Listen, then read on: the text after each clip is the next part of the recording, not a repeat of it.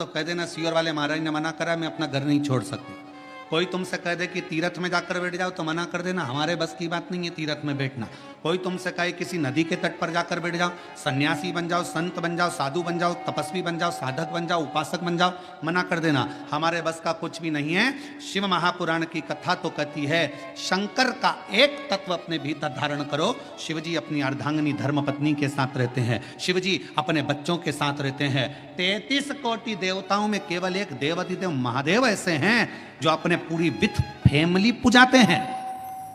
With family, पूरा परिवार। भगवान शंकर, किसी देवता का परिवार पूरा पूछते हुए बता दो। 33 कोटि देवताओं में केवल एक शंकर भगवान हैं जिनकी धर्म पत्नी को भी पूजा जाता है, जिनके पुत्र श्री गणेश जी को भी पूजा जाता है, जिनके पुत्र श्री कार्तिकेय बाबा को भी पूजा जाता है, जिनकी बहुएं रिद्धि सिद्धि भी पूजा जाती है, जिनकी बेटी अशोक सुंदरी भी पूजा जाती है, जिनकी कन्याएं जया, विषहरा, शामली बारी, दौतली देव भी पूजा जाती है, जिनके पोते शुभ और लाभ पूजा जाते हैं, जिनके परपोते अमोद और प्रमोद पूजा जाते हैं। जरा विचार करिएगा कि 33 कोटि देवताओं में केवल एक देव है, देवाधिदेव महादेव, जो अपनी फैमिली के साथ फुल एंजॉय में, आनंद में जिंदगी जीने का तरीका सिखाते हैं।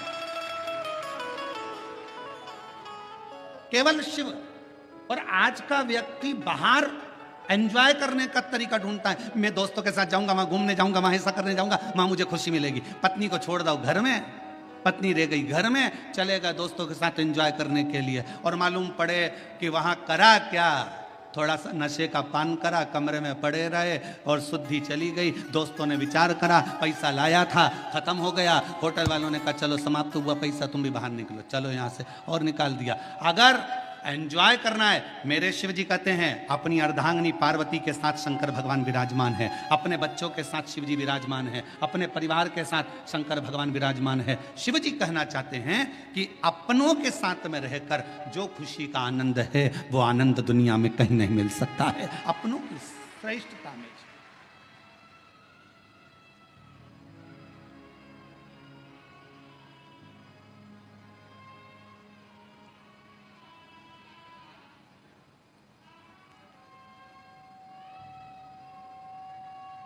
कल हमको बड़ा अच्छा लगा। हम संचेती परिवार में जब आए तो हमने पूछा ये सब लोग जो खड़े हैं कौन है, तो कहा विशाल जी बोल रहे थे ये काका जी हैं, ये काकी जी हैं हमारे। अच्छा, ये हमारे ये हैं, ये हमारे वो हैं। अच्छा, हमें समझ में इतनी प्रसन्नता हो रही थी कि बताओ, पूरा परिवार एक जगह पर, और उसमें भी भगवान की अविरल भक्ति और शिव महापुराण की कथा और बेजापुर का क्षेत्र, ये जीवन का एक आनंद प्रदान करने वाला एक सुख देंगे।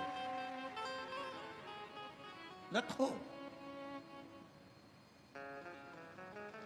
और शंकर जी के परिवार में एक चीज और है, थोड़ा सावधानी रखिएगा, सबको निभा के चलना है। जगत जननी दुर्गा भवानी बैठती है काय पर, जम के बोलो, शेर पर। शंकर भगवान बैठते हैं नंदी पर, शिव जी के गले में सर्प, गणेश जी चूहे पर, कार्तिकेय जी अरे बोलते तो जाओ मोर पर। हमें भी तो मालूम पड़े, बेजापुर में सबकी आवाज तो ठीक है। अगर जीजियों की आवाज डाउन होगी तो दिक्कत हमको होगी हो, तो थोड़ा सा दमदारी से बोलो है। कार्तिकेय जी काय पर बैठते हैं? मोर पर। अब भाई आवाज इतनी जोरदार आवाज में बोला करो, घर जाके नजर भी उतारवा लिया करो।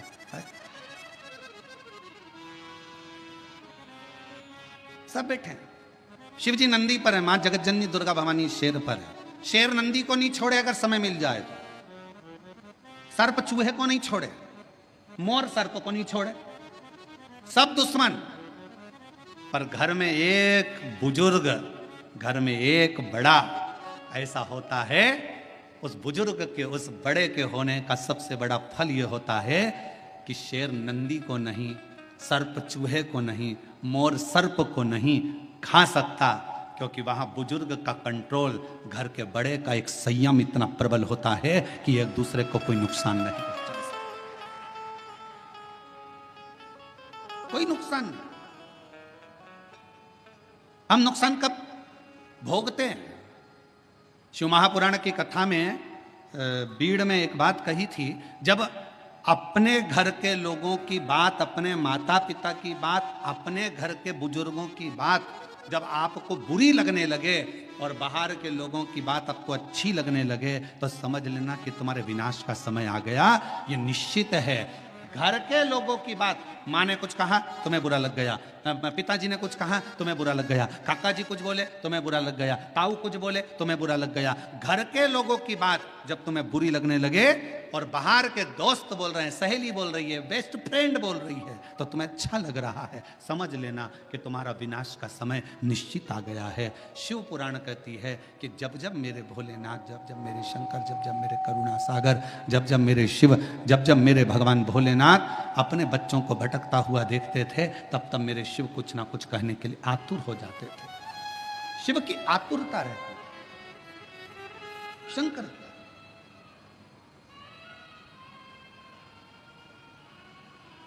शिव की आतुरता रहती, और शिव शिव है।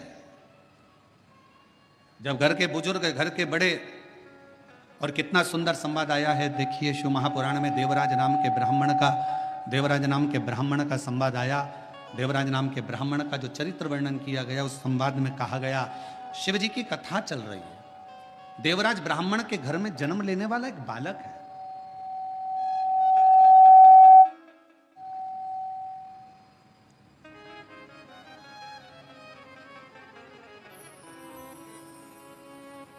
सभा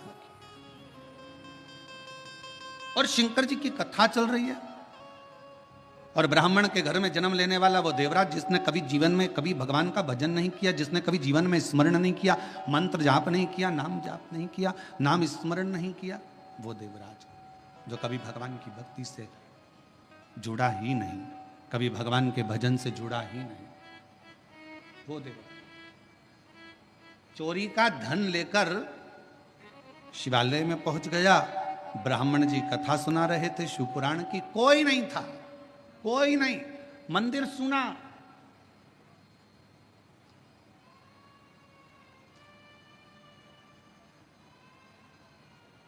शिव महापुराण का सबसे बड़ा श्रोता कौन है?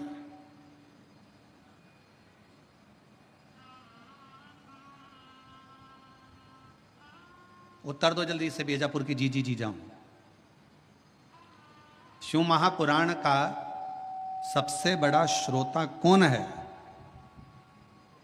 शिव पुराण को सुनने वाला सबसे बड़ा श्रोता, श्रीमद् भागवत कथा को सुनने के लिए सबसे बड़े श्रोता थे राजा परीक्षित। रामचरितमानस को सुनने के लिए सबसे बड़े श्रोता थे काशी नरेश।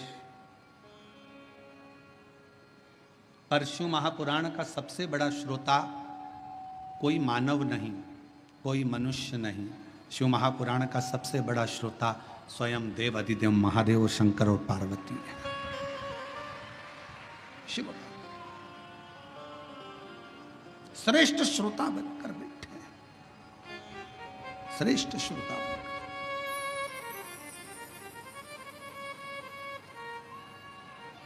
और चित्त भगवान शिव का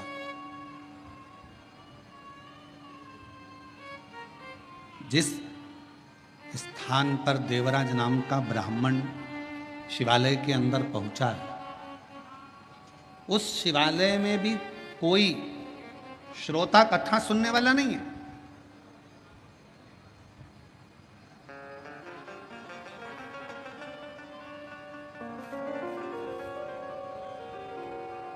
और यदि आप लोगों ने कोरोना महामारी में अगर इस शिव पुराण की कथा को ऑनलाइन सुना होगा टीवी पर, तो आपने उस समय पर भी देखा होगा, उस समय पर भी श्रवण करा होगा कि कोरोना महामारी के समय पर केवल शिव महापुराण की कथा चल रही थी और पूरा प्रांगण पूरा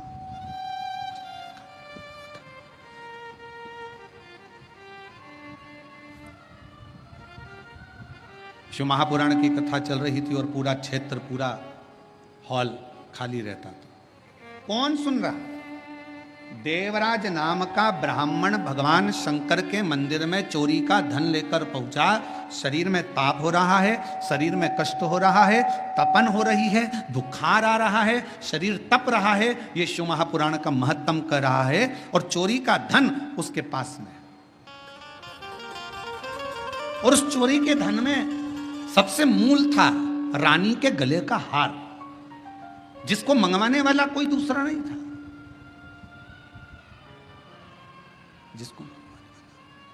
जिसको मंगवाने वाला कोई दूसरा नहीं था, जिसको मंगवाने वाली केवल देवराज ब्राह्मण जिस एक पर स्त्री के संग में लग गया था, उस पर स्त्री ने उस देवराज से कह दिया था कि मुझे रानी के गले में जो हार पड़ा हुआ है वो हार मुझे ला कर दे।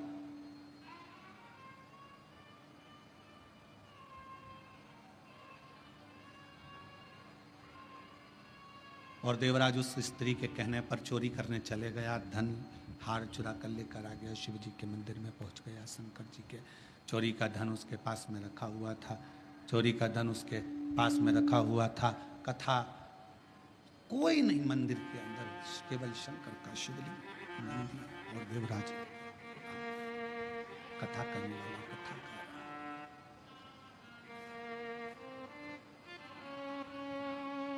कथा करने वाला कथा कर रहा है। केवल एक ब्राह्मण बैठा है, कथा बाच रहा है, मंदिर में कोई भी नहीं। यहां तक शिव महापुराण की कथा कर रही है, जिस मंदिर में शिव पुराण की कथा देवराज चोरी का धन लेकर, जिस शंभु चोरी का धन लेकर देवराज जिस मंदिर में पहुंचा था, वहां पर जहां पर एक ब्राह्मण कथा कर रहा था, वहां पुजारी तक नहीं था। वहां पर कोई पुजारी नहीं, पुजारी है। केवल शंकर भगवान का शिवलिंग है, नंदी है और देवराज चोरी का धन लेकर बैठा हुआ है। एक ब्राह्मण शिव महापुराण कथा का वाचन कर रहा है, कोई श्रोता में नहीं। और भगवान शंकर ने मां पार्वती जी को यह कहा है, पार्वती सुनो, जहां पर शिव महापुराण की कथा होती है, श्रवण करने के लिए जो पुरुष और स्त्री, बेटा और बेटी, नर नारी, गंधर्व, अप्सरा, देवता शिव महापुराण की कथा को अगर श्रवण करने के लिए जाते हैं, तो वहां केवल संसार का मनुष्य, संसार का मानव ही नहीं रहता। वहां पर स्वयं शिव कहते हैं कि मैं और शक्ति दोनों उस कथा को श्रवण करने के लिए उस मनुष्य के रूप में पहुंच गए।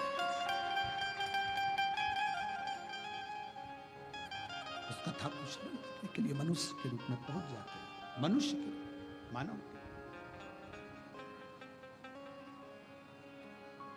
अब जितने भी श्रोता भाई बहन इस कथा को श्रवण करने के लिए आए हैं, जितने भी श्रोता भाई बहन इस कथा को सुनने के लिए आए हैं, कथा श्रवण करने के लिए बैठे हैं, तो आप सबसे निवेदन है, आप कोई साधारण व्यक्ति नहीं है, आप कोई साधारण नहीं है।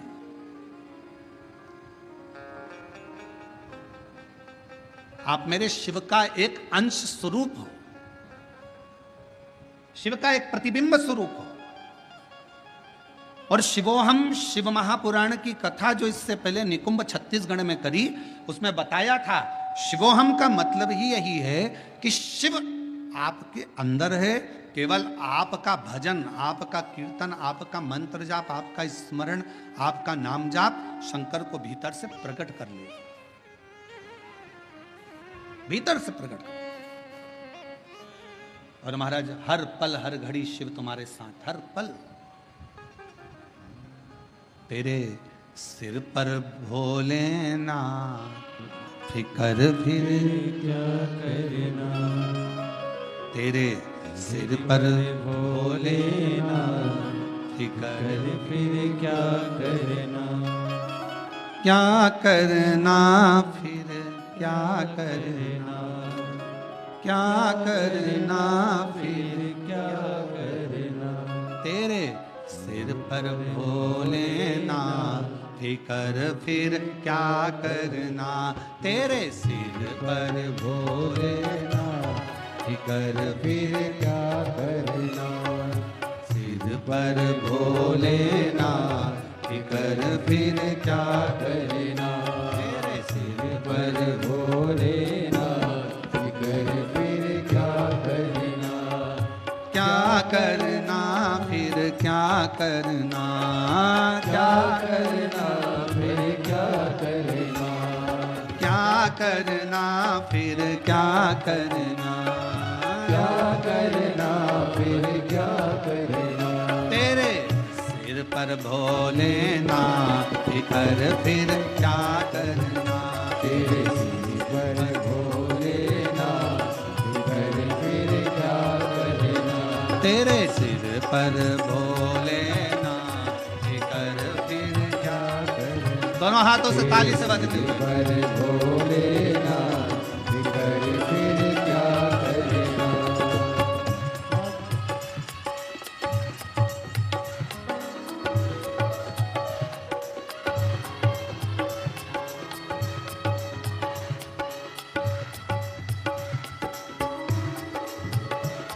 राधे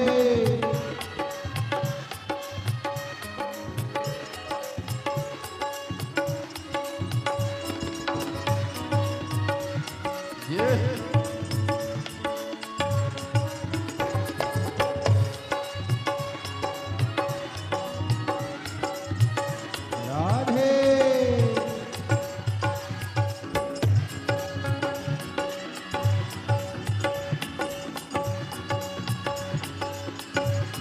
हरि बोल राधे।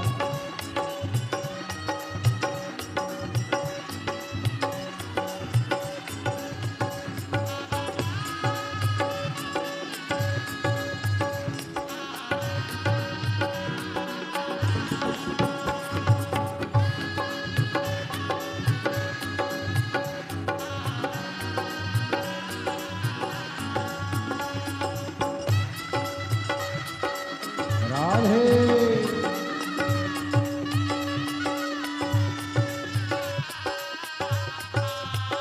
हरि बोल राधे।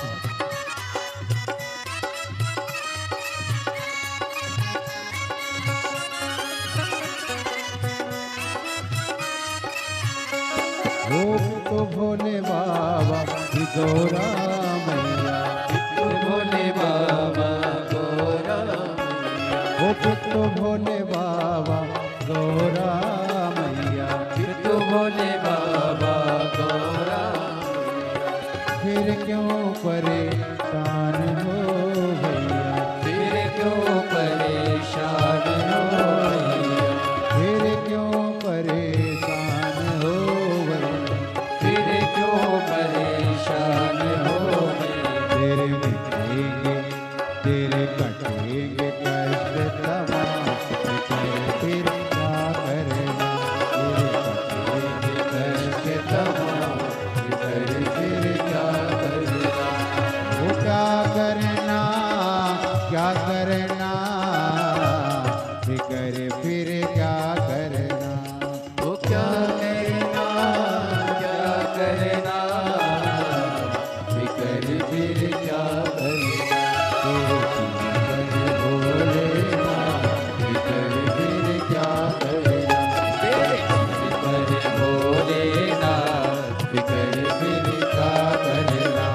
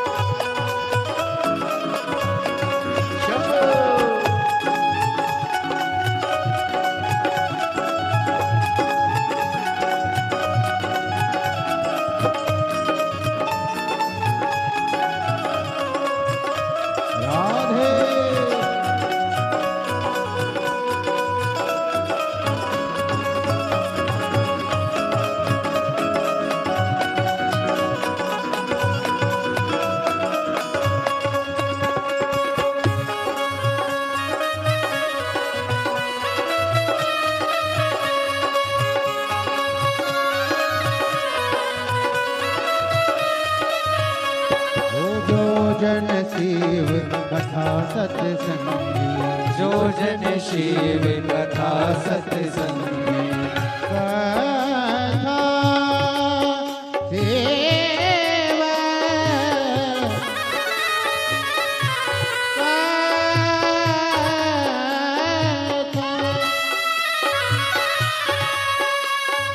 गर सरे सन सन धनी तब तब तम पम गम गर गर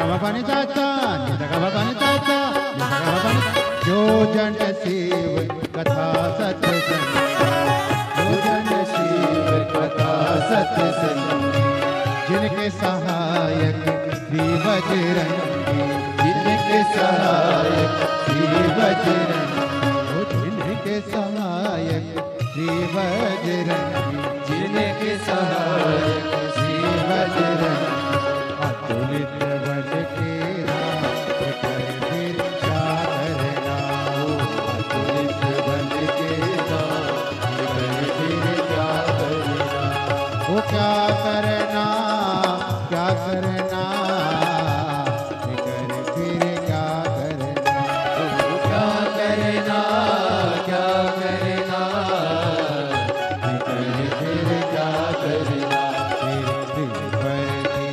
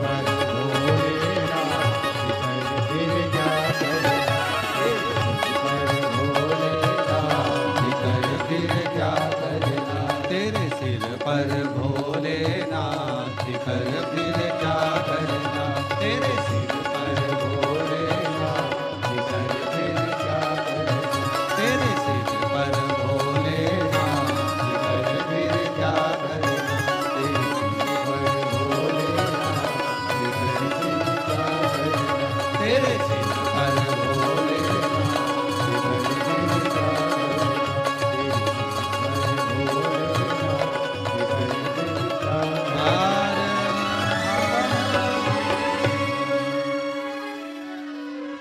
अपने स्थान पर दिल से प्रार्थना करिए, निवेदन करिए, विनती करिए। जहाँ जगह मिले वहाँ बैठकर भगवान शंकर से अपने मन का भाव कहिए, हृदय से प्रार्थना करो, विनय करो, निवेदन करो। बारिश थोड़ी तेज है, जो लोग गीले हो रहे हैं उनसे निवेदन है जो सूखी जगह है वहाँ जाकर बैठें, गीले ना हो। जहाँ जहाँ पर सूखा सूखा जगह हो वहाँ बैठें। बारिश थोड़ा तेज है, इसलिए जो लोग गीली हो रहे हैं या गीली जगह में बैठे उनसे निवेदन है, सूखी जगह बहुत है, आप लोग वहाँ जाकर बैठे और कथा का लाभ। सभी लोग साउंड सेट करो बाबा।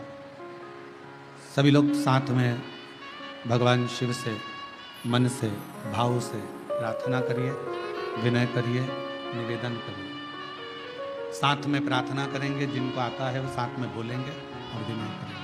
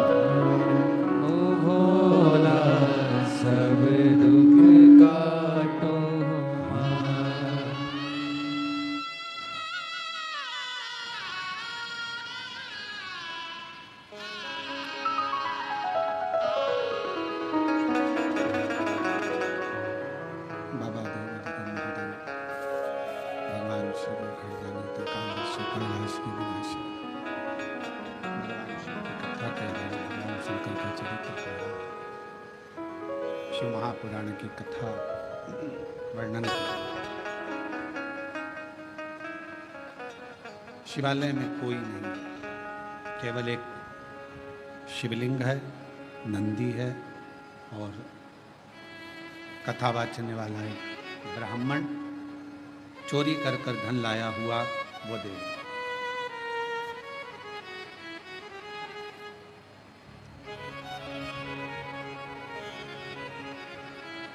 कई लोगों का एक प्रश्न रहता है, गुरुजी हम अकेले मंदिर जाते हैं, मेरे घर का मैं अकेला शिवालय जाता हूँ, पूजन करता हूँ, आराधना करता हूँ, अर्चना करता हूँ, शिव भक्ति करता हूँ, शिव आराधना करता हूँ, शिव पूजन करता हूँ, पर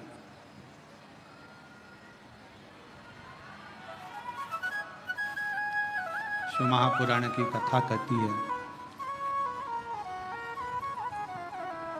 कि शंकर का जो भक्त है, शिव की जो आराधना करने वाला है, शंकर की जो स्तुति करने वाला है, वो जीवन में कभी अकेला नहीं रहता। माँ के गर्भ में बच्चा आता है, गर्भ में जब बच्चा आता है उस समय से शिव उसकी धड़कन के रूप में उसके अंदर विराजमान हो जाता है।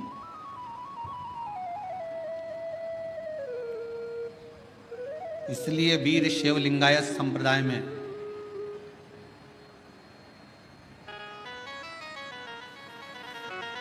वीर शिवलिंगायत संप्रदाय के अंदर यह बात कही जाती है कि गर्भाधान गर्भ में जब बच्चा रहे उस समय से लेकर व्यक्ति के जब प्राण छूटते हैं तब तक शिव शिव उसके अंदर विराजमान रहता है, शिव तत्व उसके अंदर विराजमान रहता है।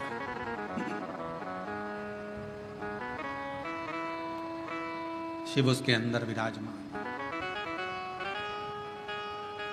इसलिए कई लोग कहते हैं कहां से आया कहां जाएगा, तो शिव महापुराण की कथा कहती है कि शिव के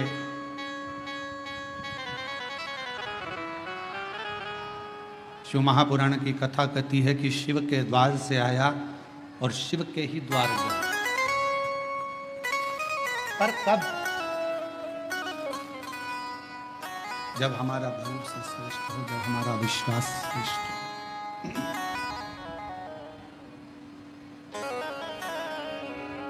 जब तक हमारा भरोसा हमारा विश्वास श्रेष्ठ नहीं होता तब तक शिव का मिलना बड़ा मुश्किल। एक पत्र अच्छा है, देखिए।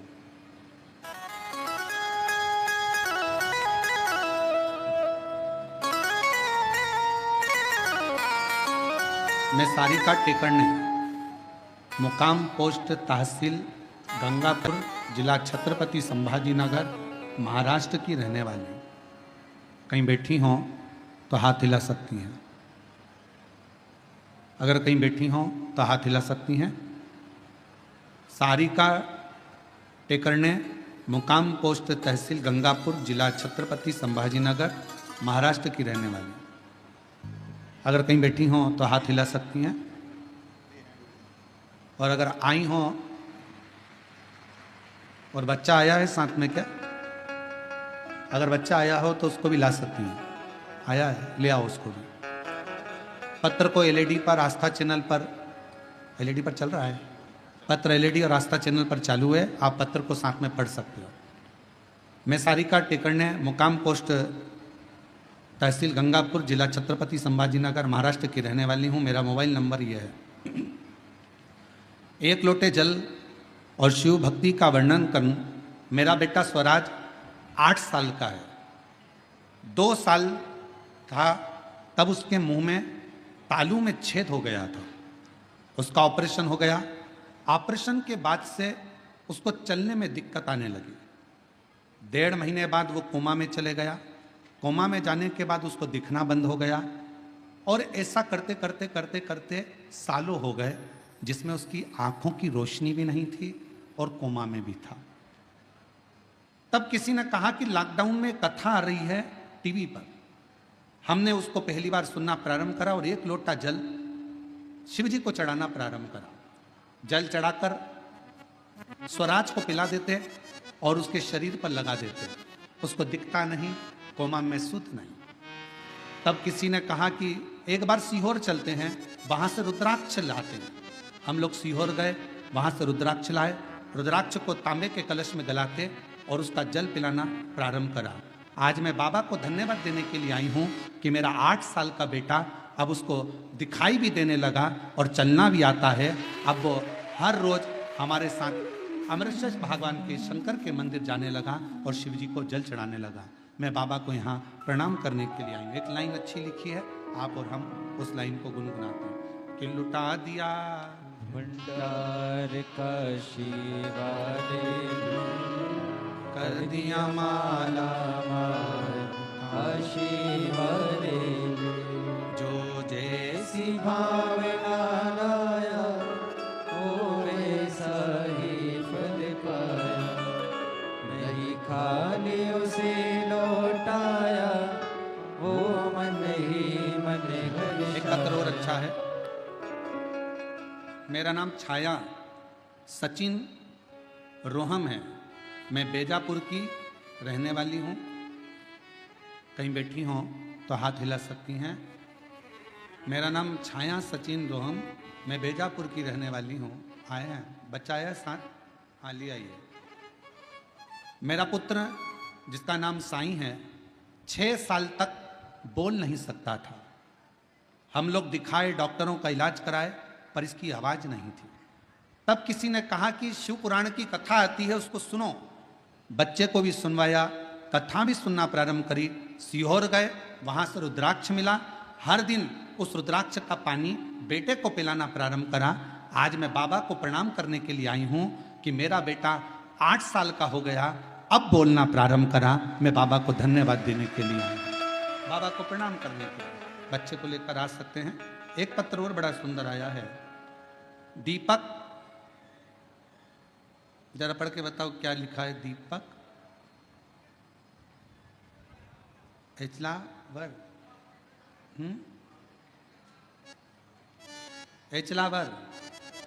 एचलावर, ग्राम उमरी, जिला यवतमाल, महाराष्ट्र से हूं।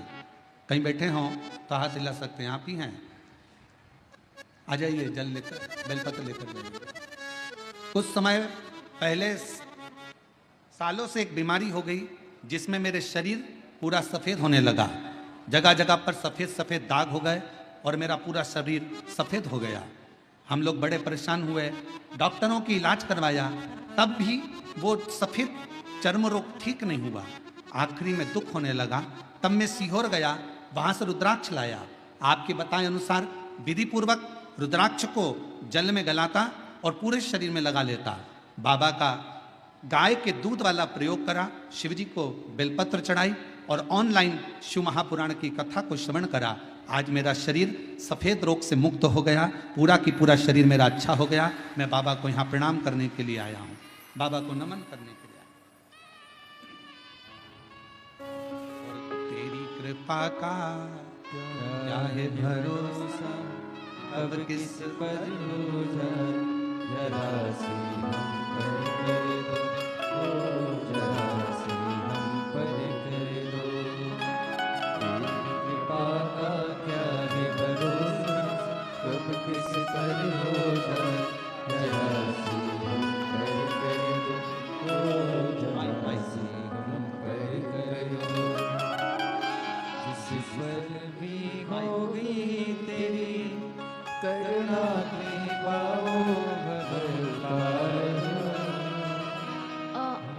ओम नमः शिवाय।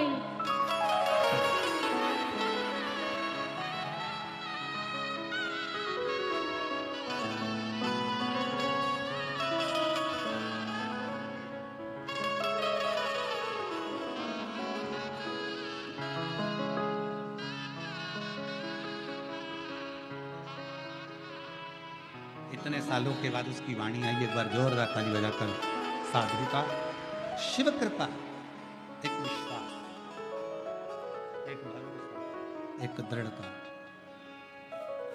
और जिस पर भी हो गई तेरी कृपा करुणा वो भव पार हुआ, भव पार हुआ। पापी हो चाहे जितना, उसका भी बाबा उद्धार हुआ, उद्धार हुआ। गिद्ध अजामिल कणिका जैसे तेरे मन को भाए, जरा सी हम पर कर दो, ओ जरा सी हम पर कर दो। तेरी कृपा का क्या है भरोसा, कब किस पर हो जाए, जरा सी हम पर कर दो, ओ जरा सी हम पर कर दो। कैसी कृपा।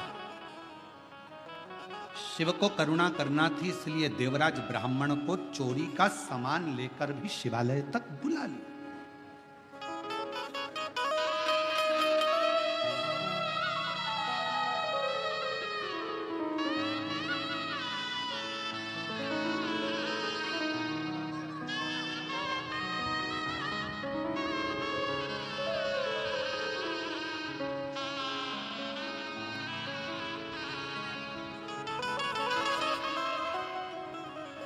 आंखों से देख नहीं सकता था, चल नहीं सकता था, कोमा में पड़ा रहता था, उठ नहीं सका कई साल तक। आज बाबा की कृपा से चल भी रहा है, देख भी रहा है और बोल भी रहा है। एक बार जोरदार ताली हो जाता। तेरी कृपा का क्या है भरोसा, कब किसी पर हो जाए, जरा सी हम पर कर दो, ओ जरा सी हम पर कर दो। एक शिव की करुणा क्या कर, विश्वास।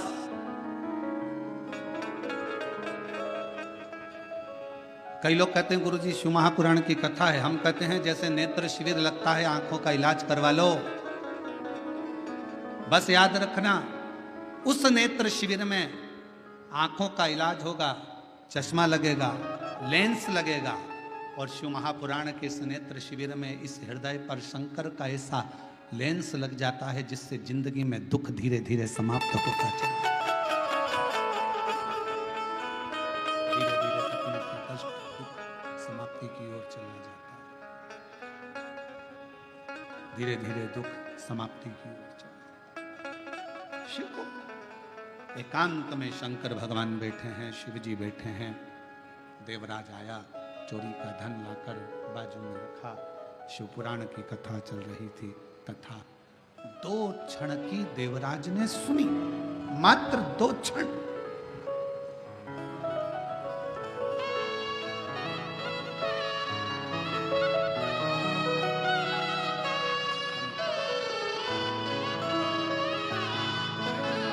भाई का पूरा शरीर पर सफेद सफेद दाग हो गया था, पूरा चमड़ी का रोग पूरे शरीर पर हो गया था। अब बाबा की कृपा से ठीक है, एक बार हाथ हिला दो। शिव की कृपा से पूर्ण चमड़ी, बाबा की कृपा से चर्म रोग ठीक हुआ। शिव करना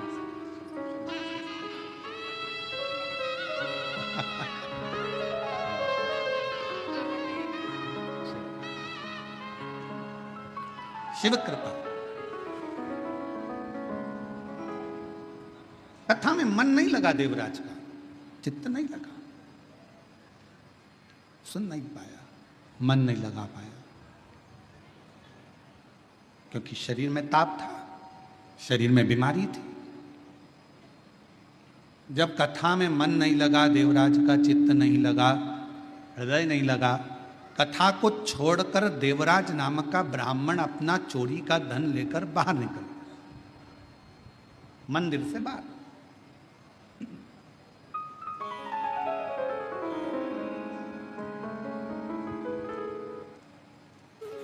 और गया, सोचा अब कहां जाऊं, मेरे शरीर में बहुत ताप है, बहुत कष्ट है।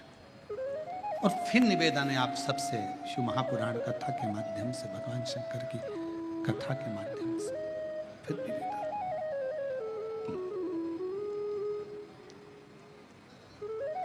जब सारी दुनिया के हाथ जोड़ लो, सबको नमन कर लो, प्रणाम कर लो, सब जगह से जब हार जाओ, सारी दुनिया के हाथ जोड़ लो, सब जगह से जब हार जाओ, सब जगह से जब थक जाओ, तब आखिरी में मेरे शिव के दरवाजे पर एक बार जरूर जाओ और वहां जाकर एक लोटा जल चढ़ाना प्रारंभ।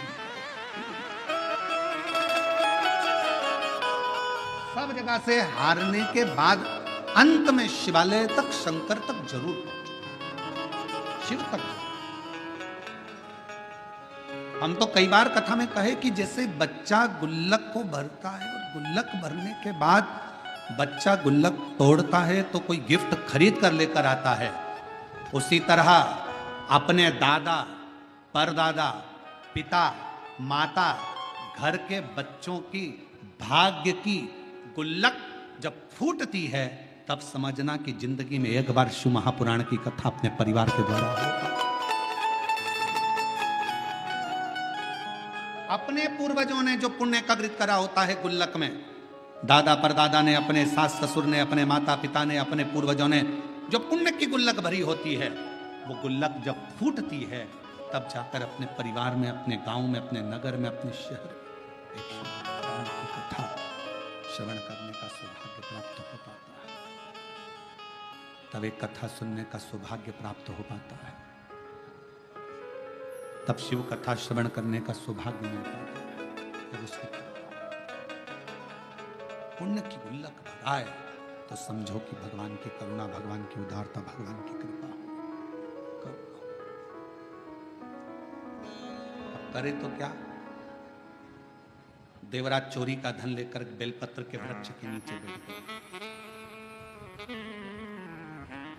कथा की शुरुआत में बेलपत्र के वृक्ष की महत्वता का वर्णन क्यों करा, किस लिए करा?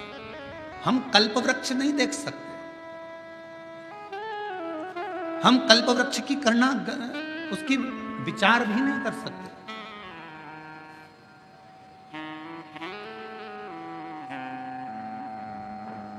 हम कल्प वृक्ष को अपने घर पर लेकर भी नहीं आ सकते।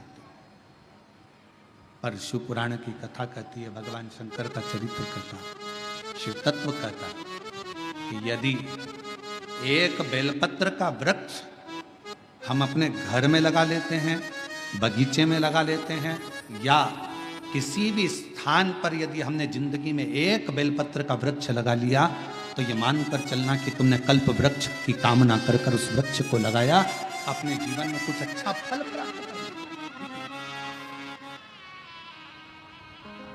कुछ अच्छा प्राप्ति के लिए। कितना महत्व है एक बेलपत्र का महत्व। एक शिव महापुराण का एक बड़ा सुंदर प्राचीन संवाद है कि एक बालक एक गांव में रहता था जिसका नाम था श्रेष्ठ। जन्म हुआ, मां चली गई, थोड़ा बड़ा हुआ, पिता चला गया। ग्रामीण क्षेत्र में रहने वाला, उसको मालूम नहीं, गांव के लोगों ने उसका पालन पोषण करा, श्रेष्ठ श्रेष्ठ श्रेष्ठ श्रेष्ठ सब उसको पुकारते थे। बच्चा छोटी सी अवस्था से ही गांव के लोगों को शिवालय में सेवा करता हुआ देखता, शंकर की आराधना करता हुआ देखता, तो उसका मन भी शिवमय हो गया। हमारे घर के जो संस्कार होते हैं वो हमारे सामने प्रकट होते हैं।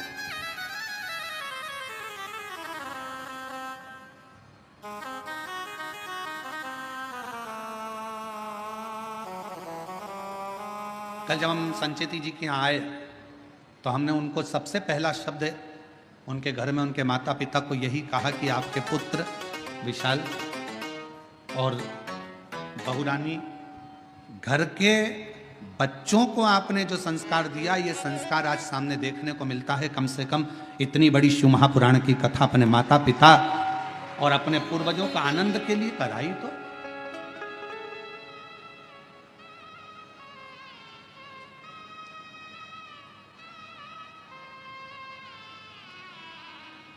नहीं तो आज के जमाने में बच्चे और शिव पुराण कराना, श्रीमद् भागवत कराना सरल है, रामायण कराना सरल है, पर शिव पुराण की कथा कराना सरल है।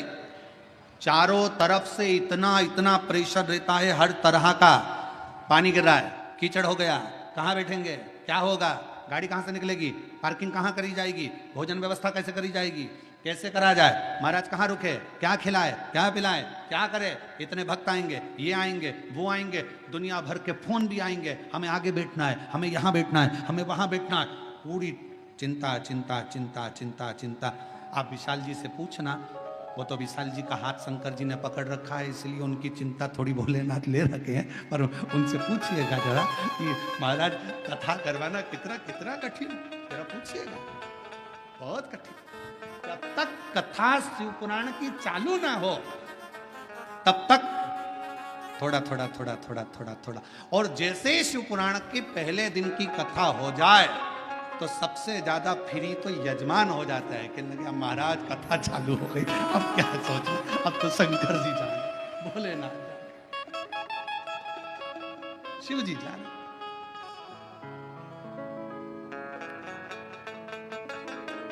और हम तो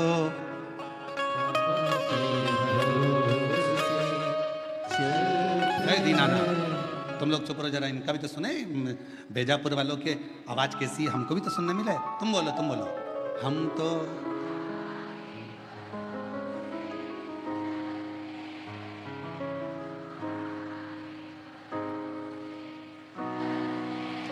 ये दुनिया वाले जलते हैं, ये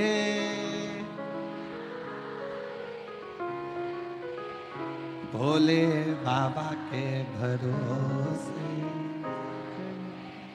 डमरू वाले के भरोसे,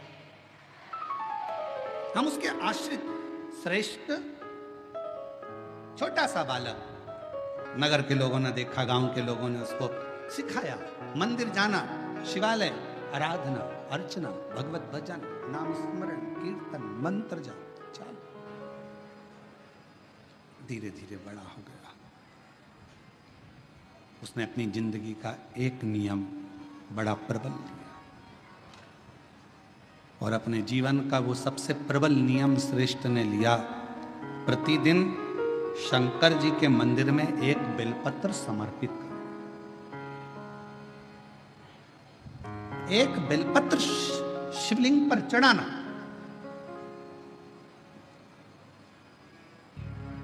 और होना चाहिए, जिंदगी का एक नियम आपके जीवन में होना चाहिए। हम तो आप लोगों से भी कहेंगे कोई बड़ा नियम नहीं ले सकते, तो एक नियम अपने जीवन में ले लो कि मैं सुबह उठते से ही सबसे पहले अपने मुख से श्री शिवाय नमस्तुभ्यं बोलूं।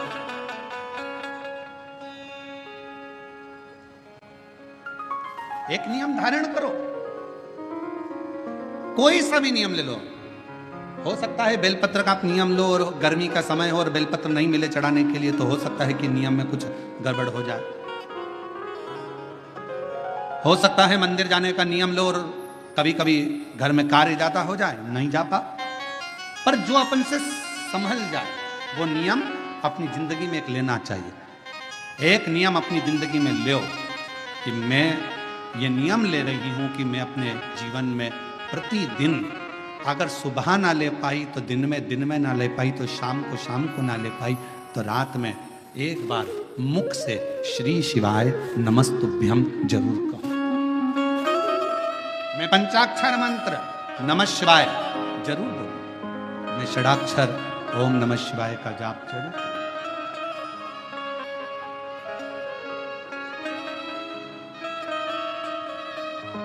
अपने भीतर उस नियम को ढालो। श्रेष्ठ बालक बड़ा हो गया, अपना नियम धारण कर कर रहता। जिस गांव में श्रेष्ठ बालक रहता था उसी गांव के नजदीक में 2 गांव छोड़कर एक ब्राह्मण और एक ब्राह्मणी का परिवार रहता था।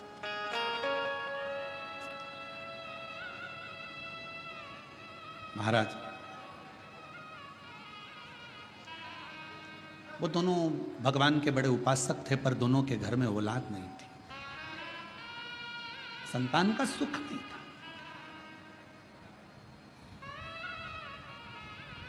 कई माताएं ऐसी बैठी हैं, कई पुरुष ऐसे बैठे हैं कि जो भगवान के मंदिर जाते हैं तो भी मन में आता है कि भगवान हमारी क्यों नहीं सुन रहा।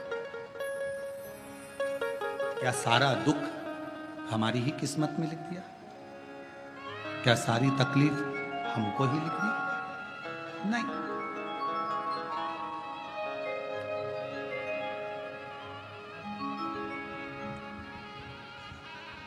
कभी विचार ना लाए तेरे मंदिर में आना मेरा काम है और मेरी बिगड़ी बनाना तेरा। आप अपने मन में श्रेष्ठ विचार को लेकर आओ कि बाबा एक ना एक दिन अच्छा करेगा, एक ना एक दिन मेरे जीवन में सुख का पल आए। और फिर निवेदन करेंगे, आज से नवरात्रे प्रारंभ हुए हैं, 9 दिन तक ये गुप्त नवरात्रे के 9 दिन। अगर आपको ऐसा लगता है कि शिवजी आप बाबा मेरी नहीं सुन रहा, बहुत संघर्ष का जीवन चल रहा है, बहुत परेशानी का जीवन चल रहा है, बहुत कष्ट का जीवन चल रहा है और कोई मंजिल, कोई राह, कोई मार्ग दिख ही नहीं रहा, तुम्हारा कैसा भी दुख है, जो आज गुप्त नवरात्रे प्रारंभ हुए हैं 26 तारीख से, 26 जून से, आज से 9 दिन तक का एक नियम ले लो गुप्त नवरात्रे में कि मुझे शिवजी के मंदिर में अशोक सुंदरी वाली जगह पर एक बेलपत्र माँ हेमवती माता के नाम से, कौन सी माता? हेमवती, माँ हेमवती के नाम से एक बेलपत्र अशोक सुंदरी वाली जगह पर समर्पित करूंगी। 9 दिन का एक नियम धारण करो और 12वें या 15वें दिन आप देखिए आपका जो दुख है मेरा बाबा उसको काट कर ही रहा है। गुप्त नवरात्रे जो आज से प्रारंभ हुए हैं, गुप्त नवरात्रे जो आषाढ़ महीने का ये गुप्त नवरात्रा है, इस नवरात्रे में हेमवती माता का स्मरण करना, एक बेलपत्र का पूजन करना, या एक बेलपत्र के वृक्ष के नीचे आप 9 दिन तक भी, अगर मंदिर तक भी नहीं जा सकते, मंदिर में आप बेलपत्र रखने नहीं जा सकते, तो आपके घर के आंगन में, द्वारे पर, बगीचे में, आपके घर के पास अगर कोई बेलपत्र का पौधा है, वृक्ष है, उस बेलपत्र के वृक्ष के सामने एक बेलपत्र का पत्ता रखकर भी अगर आप उस पर जल चढ़ा रहे हैं या पूजन कर रहे हैं हेमवती माता के नाम से, तो उसका फल आपको मिलेगा। और मान लो बेलपत्र का वृक्ष भी नहीं है, हम मंदिर भी नहीं जा सकते, हम कहीं नहीं जा सकते, घर से बाहर कैसे निकलें? पानी तेज है, जलवृष्टि हो रही है, बहुत सा पानी है, तो क्या करें? अपने घर में जो शिवलिंग है, तुम्हारे घर में अगर जो शिवलिंग है, तुम्हारे घर में जो शिवलिंग विराजमान है, उसी शिवलिंग के साक्षी में, सम्मुख में भी अगर हेमवती माता का नाम लेकर अगर एक बेलपत्र समर्पित करोगे 9 दिवस तक, तो उसका फल मिलेगा जरूर, उसका फल मिलेगा। फिर से बोलो, कौन माता? हेमवती। कौन है ये? शिव महापुराण की कथा कथी है, जब माता पार्वती जी हिमालय राज के घर में प्रगटी और हिमालयों की कंदरा में बैठकर मां पार्वती जी तप साधना में लीन हुई। जितनी परीक्षा भगवान शंकर ले सकते थे, शिव जी ने सारी परीक्षा ली। ब्रह्मदेव परीक्षा लेने आए, भगवान नारायण परीक्षा लेने आए, इंद्रदेव आए, सप्तऋषि आए, सारे साधु संतों को परीक्षा लेने भेजा, पर मां उन परीक्षाओं में पास होती चली गई। तब भगवान शंकर ने दर्शन देकर कहा, पार्वती आज से तुम्हारा नाम हेमवती रहेगा। सुनो पार्वती, तुम्हारे इस नाम की आराधना जो तुम्हारे गुप्त स्वरूप में करेगा, उसको मनवांछित फल की प्राप्ति हो जाएगी। और वो फल, आज कथा अगर प्रारंभ हुई है और आप लोगों को मौका मिला है, तो इस कथा का स्मरण अपने जीवन में जरूर करें। क्या पता भोलेनाथ जी ने बेजापुर वालों पर भारी कृपा करी है, बहुत बड़ी कृपा करी, जो नवरात्र में कथा मिली और आप लोगों को ये कथा का चरित्र श्रवण करने को पहले दिन ही मिल गया। बीच में मिलते तो 2-3 दिन निकल गए होते।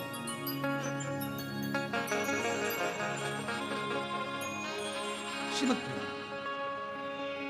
और मेरे भोले तेरा सहारा है, मेरे भोले तेरा सहारा है, मेरी नैया हाथों किनारा है, मेरी नैया हाथों किनारा है, मेरे बाबा तुझे पुकार